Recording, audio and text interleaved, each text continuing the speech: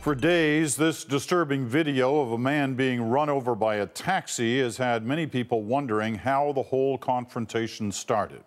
Today, a Montreal court heard some of the details during a bail hearing for the cab driver charged.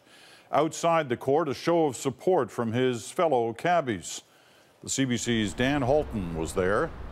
Dan.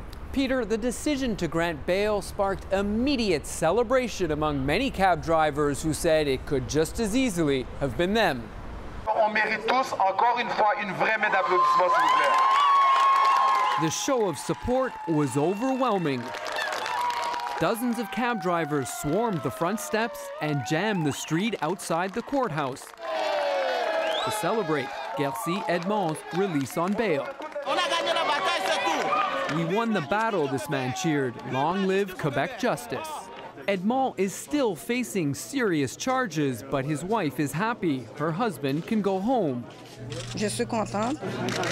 Prosecutors had asked the judge to deny Edmond's bail.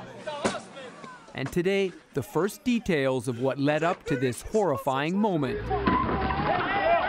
When Edmond's cab rolled right over Benoit Capelli.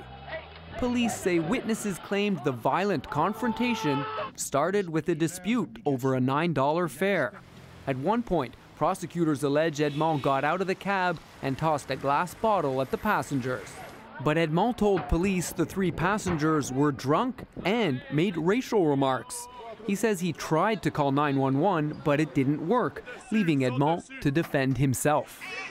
There are some people on each side of the car, and they are all aggressors. If it's not self-defense, it's something similar.